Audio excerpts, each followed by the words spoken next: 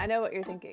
Sparkle, it's been a while. Yes, it has been a while. I am very overdue for uploading this video. This is a video about my Stormgate cosplay. Wow. I made the very first cosplay for the game Stormgate, and I was a character called a Gaunt. So when I say this is overdue, I mean it's pretty overdue. This is from a con that I went to in 2023 called DreamHack Atlanta. It is so much fun. I had a blast. So a really fun fact about this is that a lot of the team that originally worked on StarCraft moved over to Frost Giant Studios, and they wanted to create an RTS kind of based on all of their favorite things about StarCraft and all these other games. That's how Stormgate was born. Because I have loved all of these types of games for so long, I was like, I gotta get in there. I gotta figure it out.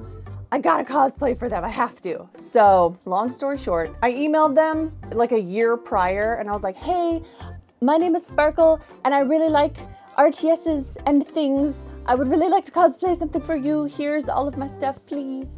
And at the time, nothing worked out, and that was fine. They were like, hey, we really like you. Thank you for reaching out, but we got nothing right now. We're still in development.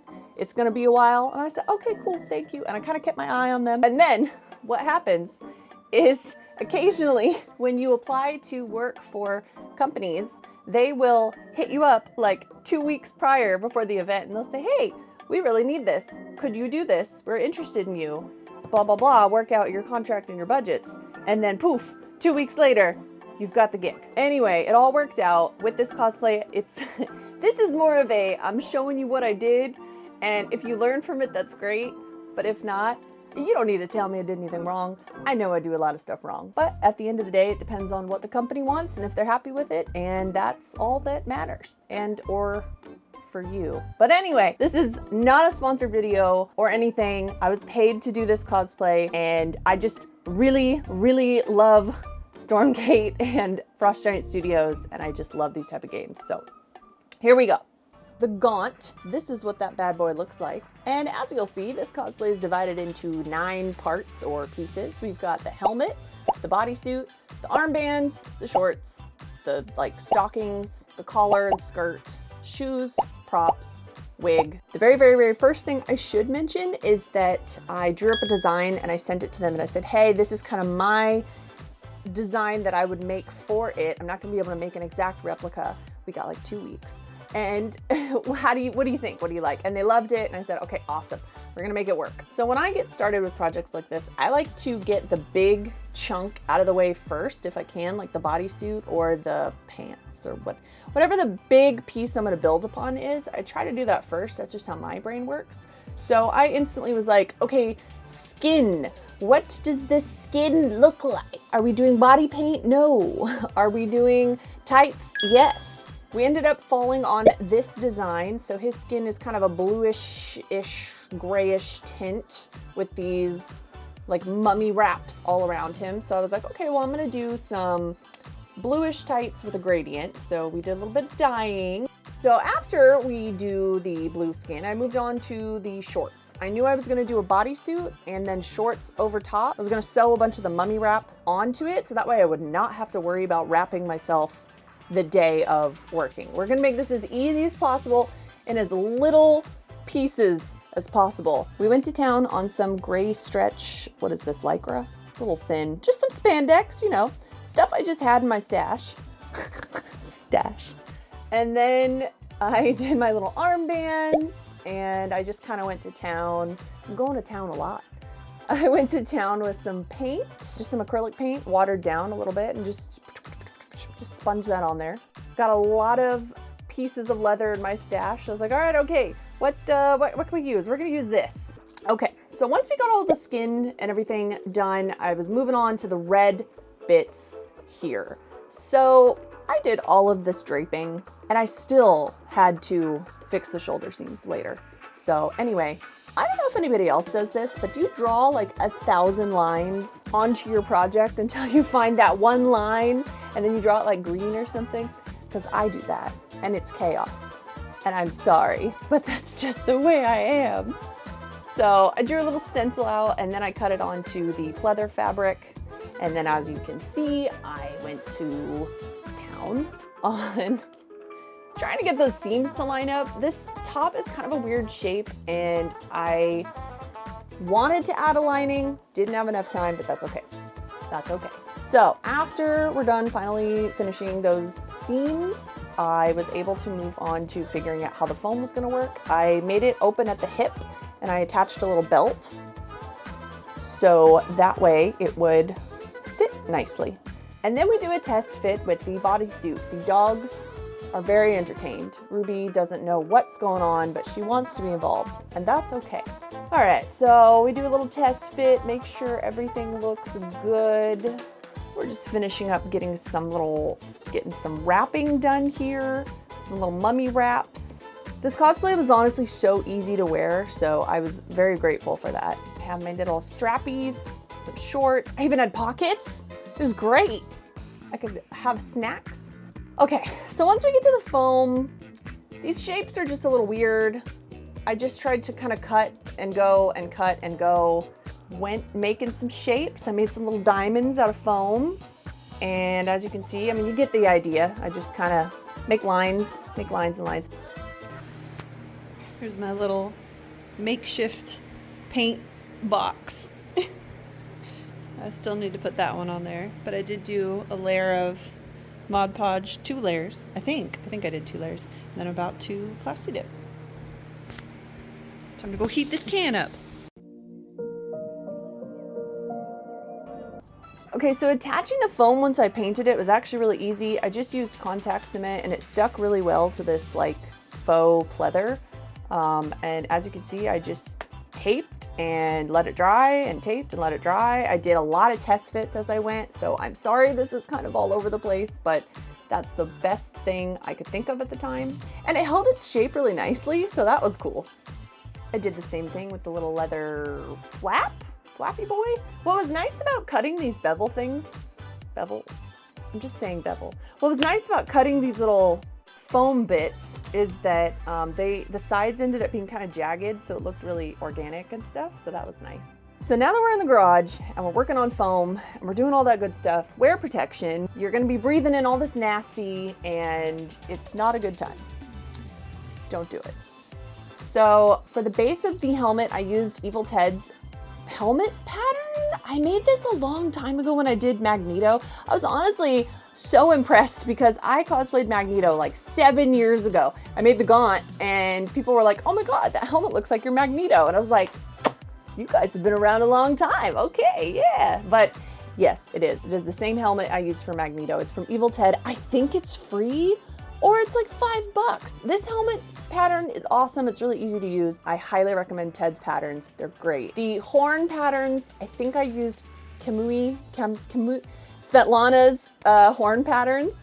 And again, phenomenal. Really easy to follow. Great stuff. I did modify them a little bit, just like I modified the helmet pattern a little bit, but the world is your oyster. Modify patterns, modify life. You got this.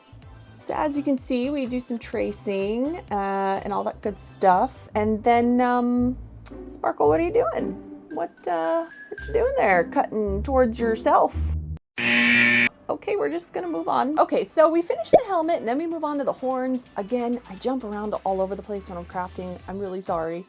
But I did try to do a lot of this at the same time, even just for filming sake. But yes, so I did the horns. I wanted them to be nice and lightweight, so we just used like a 4mm foam from Michael's, I think.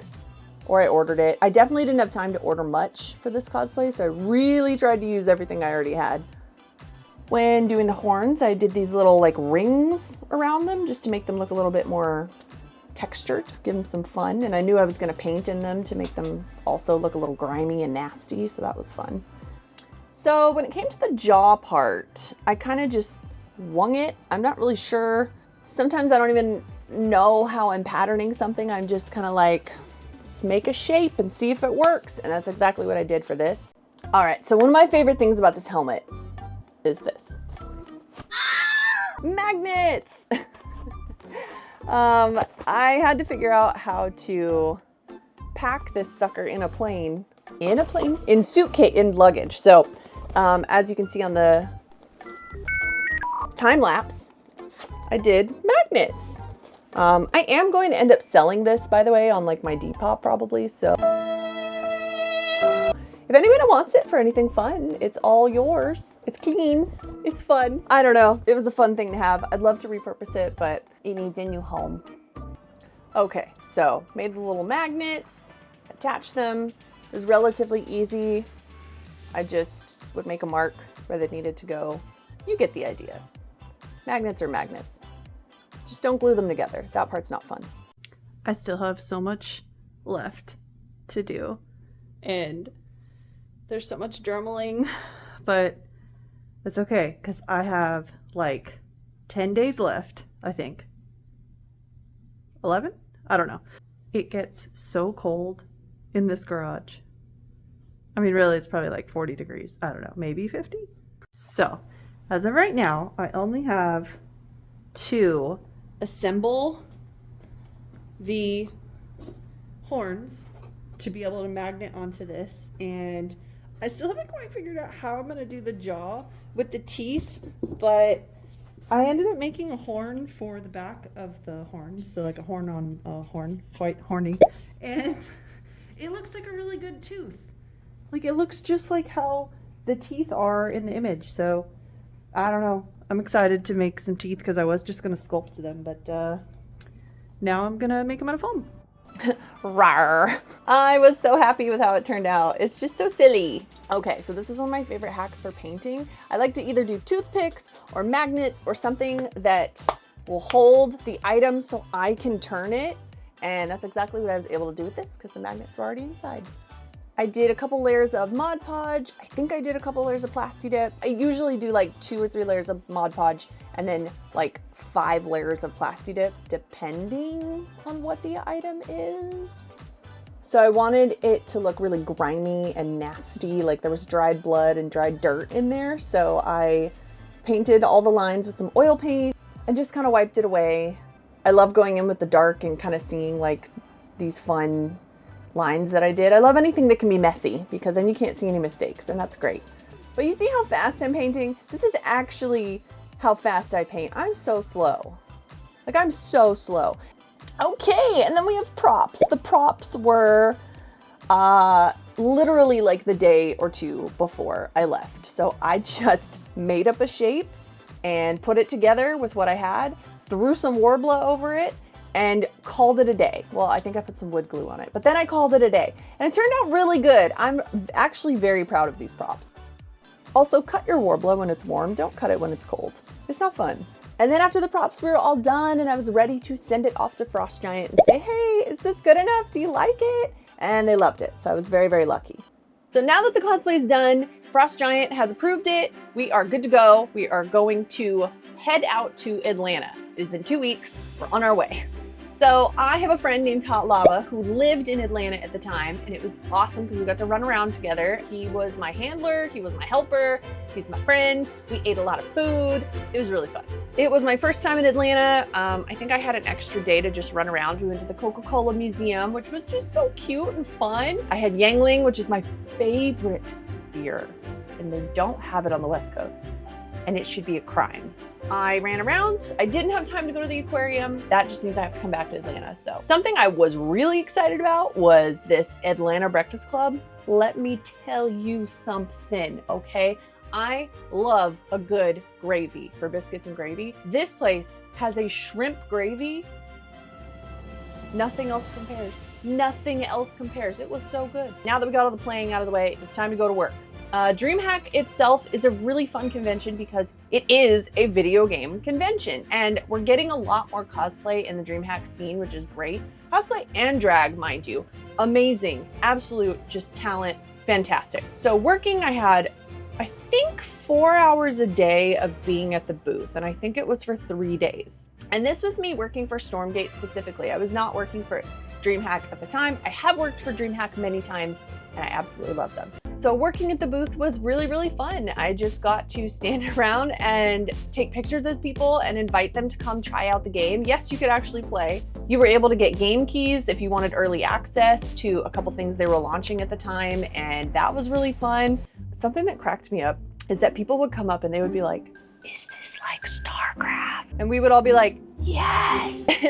It was just funny because it was this weird like teetering of ooh, ooh, it's like this other game. But literally you had every position who works Frost Giant and Stormgate there who were saying, yes, a lot of us have worked for StarCraft and this is our baby. This is what we have made. Please come experience it and let us know what you think. There was no ill will to any other thing. It was just funny.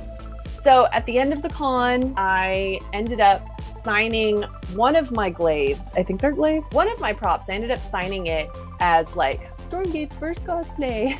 And I gave it to them as a gift. And then I had everybody sign mine and I kept it and it's in my prized possessions over here. It's a special memory I hold and I just really love it.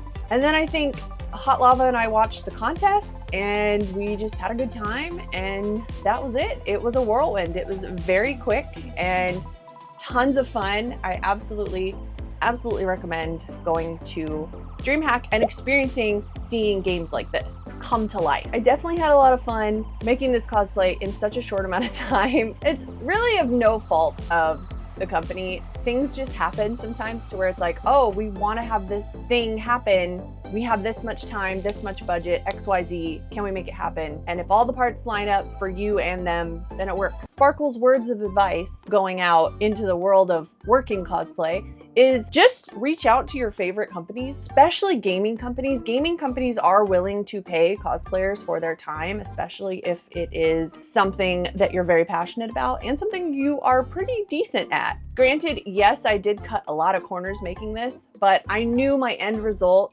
would be something they would enjoy. At least I hope. I had like 90% surety, is that a word? Assurance that they would like what I would make. Those are my Sparkle words of advice. Go out, sparkle yourself to the companies that you enjoy. But thank you guys so much for watching. I really like making videos like this. I know a lot of cosplayers say that, and a lot of us like have a lot of difficulty filming our creations, but I really wanted to get this one since this one was something that potentially made money and I wanted to help show others kind of, hey, you can do it too. If I can do it, you can do it. So use your skills. Okay, I'm gonna go now because I'm rambling. So bye.